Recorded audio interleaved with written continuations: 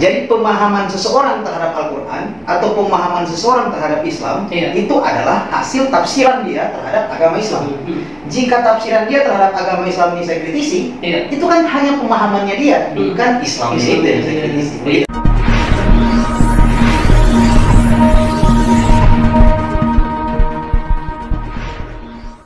Oke, assalamualaikum warahmatullahi wabarakatuh. Kembali lagi di channel Ismail Rida. Dan saat ini saya tidak sendiri, tapi saya mengundang salah seorang intelektual muda bernama Nur Ramadan Laudo. Siap. Gimana kabarnya, Bro? Alhamdulillah baik. Saya panggil Bro saja ya. Iya. Oke. Bisa. Lebih muda kan? Pagi ini kan cukup terkenal di komunitas-komunitas kajian, khususnya di Makassar kan seperti itu. Sempat beberapa hari yang lalu itu saya lihat postingan yang berkaitan dengan salah satu ormas yang berlaku intoleransi lah seperti itu. Dan di situ ada salah seorang junior yang mengatakan dia itu katanya dulunya sangat mengagumi Ragen kayak gitu. Tapi kemudian mungkin karena dia agak risih dengan postingan-postingan itu atau mungkin tidak sepaham dengan postingan itu sehingga dia kayak berubah dari tadinya kagum, hanya tidak kagum lagi kayak gitu. Ragen sendiri gimana melihat seperti itu? Saya biasanya kayak gini. Jadi tentang bahwa ada yang kagum misalnya sama saya, subhanallah ini kita sangat ujub ya.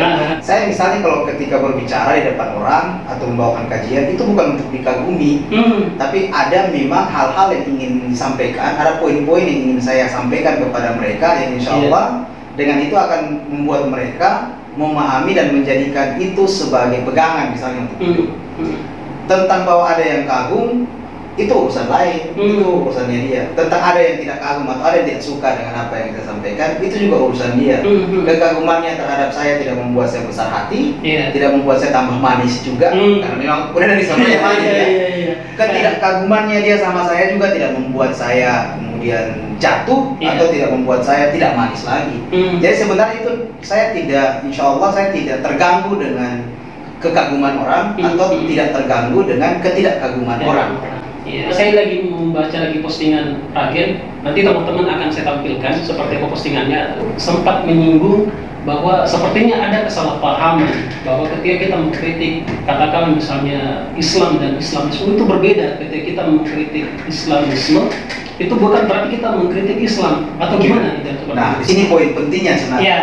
Nah, jadi kan di masyarakat kita, jujur, ada salah satu, kalau dalam istilah logika itu biasa disebut dengan falasi atau kesalahan berpikir atau sesat pikir, yang biasanya dianalogikan atau disebutkan dengan misalnya satu contohnya, kesalahan berpikir karena mengovergeneralkan sebuah persoalan yang sebenarnya kasusnya adalah partikulir, kasusnya bukan universal. Misalnya adalah saya menghina atau saya mengkritik seseorang yang beragama Kristen. Kritikan saya kepada seseorang yang beragama Kristen itu bukan berarti saya sedang mengkritik orang Kristen secara keseluruhan. Nah, namun biasa ketika ada seseorang yang beragama Kristen itu dikritik atau misalnya dia dipukuli, itu biasa masyarakat kemudian menyatakan bahwa di sana ada perkelahian antara orang Islam sama orang Kristen. Padahal tidak, itu person. Nah, begitu juga dalam tindakan orang-orang beragama ketika memahami persoalan-persoalan agama. Katakanlah begini. Al-Qur'annya Imam Syafi'i atau mazhab Syafi'i dengan mazhab Hanafi, Al-Quran dan hadisnya sama. Tapi dalam beberapa persoalan, misalnya tentang tata cara wudhu, itu mereka berbeda pandangan tentang cara berwudhu misalnya. Itu salah satu contoh. Nah, apakah perbedaan mereka atau perbedaannya Imam Syafi'i dengan Imam Hanafi itu karena landasannya mereka berbeda atau tidak? Tentu tidak, landasannya sama. Namun cara mereka untuk memahami teks tersebut itu yang kemudian berbeda. Nah, cara untuk memahami teks, entah itu Al-Quran, entah itu hadis atau itu Islam, itulah yang disebut dengan pemahaman atau tafsiran atau isme tadi. Jadi pemahaman seseorang terhadap Al-Quran atau pemahaman seseorang terhadap Islam itu adalah hasil tafsiran dia terhadap agama Islam. Jika tafsiran dia terhadap agama Islam ini saya kritisi, itu kan hanya pemahamannya dia, bukan Islamnya itu yang saya kritisi. Begitu juga Al-Quran tadi. Ketika pemahamannya dia terhadap Al-Quran itu mengatakan, sambil contoh boleh ya, misalnya tentang ayat kemarin yang sempat heboh di Indonesia ini, bahwa aulia, kata aulia, bahwa orang muslim kita tidak boleh menjadikan orang Nasrani itu aulia. Ada yang mengartikan aulia itu sebagai pemimpin, ada juga yang mengartikan aulia itu sebagai sahabat teman dekat. Sama-sama landasannya Al-Quran, sama-sama katanya aulia. Hanya pemahaman dua ulama misalnya tentang kata aulia ini berbeda. Jika ulama yang menganggap aulia itu sahabat dekat, mengkritisi orang lain yang memahami kata aulia itu bermakna pemimpin, yang dikritisi ini pemahamannya, bukan kata aulia, bukan Al-Quran. Mungkin kurang lebih seperti itu. Jadi sama mungkin ya, ketika kita mengkritik seseorang, pada dasarnya bukan kita mengkritik orangnya, tapi pemahamannya dia tentang itu. Sama ketika kita mengkritik tentang ormas misalnya, bisa jadi bukan ormas yang kita kritik, bisa jadi adalah oknum-oknum yang kita ormas. Betul. Tapi gimana kira-kira ya orang-orang yang cenderung kayak salah persepsi bahwa ketika kita mengkritik sebuah pahaman, sebuah tafsiran agama, itu dianggap mengkritik agama itu sendiri. Ya, inilah falasi sesat pikir yang terjadi di masyarakat kita akhir-akhir ini. Bukan hanya di Indonesia, bahkan dunia. Saya ambil sampel misalnya di Eropa dan Amerika, itu terjadi Islamofobia. Islamofobia ini sebuah istilah yang biasa diterjemahkan ketakutan berlebihan terhadap warna-warna Islam, orang-orang Islam itu, tindakan-tindakan Islam.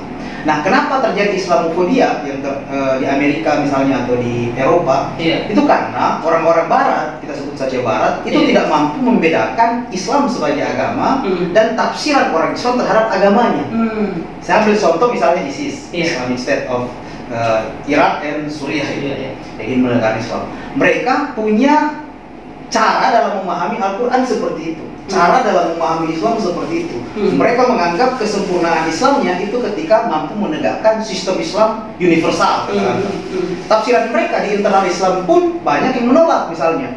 Nah, ISIS kemudian karena menganggap orang kafir, mereka lakukan bom, meninggal banyak orang, banyak nyawa melayang. Kemudian di sisi yang lain, orang Barat yang tidak mampu membedakan ISIS itu adalah salah satu aliran atau salah satu pemahaman, dan misalnya ada di Indonesia ada Nahdliyin, ada Muhammadiyah, ormas yang sangat menjalankan agamanya dengan cara yang sangat berbeda total misalnya dengan ISIS. Itu mereka akan jatuh kepada kesalahan pikir yang menganggap bahwa perilaku ISIS itu adalah perilaku Islam. Kalau perilaku ISIS itu dianggap sebagai perilaku Islam, pasti akan muncul Islamofobia. Kata kunci yang ingin saya sampaikan pada statement itu, pada kalimat tadi itu adalah bahwa jika seseorang tidak mampu membedakan Islam dan Islamisme atau pemahaman-pemahaman tentang Islam, maka dia akan jatuh kepada Islamofobia. Pemahaman Ragil tentang masalah ini sangat luar biasa. Saya belakangan ini sering membaca dan mengkaji tentang hal-hal. Tapi saat ini masih sering aktif bawakan kajian-kajian di beberapa komunitas ini ya? Ya, kalau sudah akhir-akhir ini sebenarnya sudah agak jarang karena ada aktivitas yang lain, sehingga banyak misalnya kalau ada adik-adik atau dari komunitas-komunitas organisasi kepemudaan yang diminta untuk membawakan narasumber, biasa dibawakan oleh teman-teman yang lain. Karena sudah ada kesibukan yang lain dulu ya, waktu masih mahasiswa ya masih sering ya. Dari beberapa kegiatan misalnya kita atau mengisi pengajian, itu biasanya Ragil sendiri biasa bawakan materi biasanya. Ya, biasa materi-materi kebangsaan, misalnya nasionalisme, materi-materi radikalisme, ekstremisme, lebih pada sikap keberagamaan masyarakat. Karena kebetulan saya pernah belajar tentang sosiologi agama, kuliah dulu jurusan di sosiologi agama di UIN ya. Di UIN, makanya fokus kajian saya lebih pada sikap keberagamaan. Nah, sikap keberagamaan orang itu kan mencerminkan pengetahuan dia terhadap agamanya itu bagaimana. Oke, saya kira akan lebih menarik ini. Nah, teman-teman sekalian, untuk segmen pertama saya kira cukup dulu. Nantikan di video selanjutnya. Terima kasih.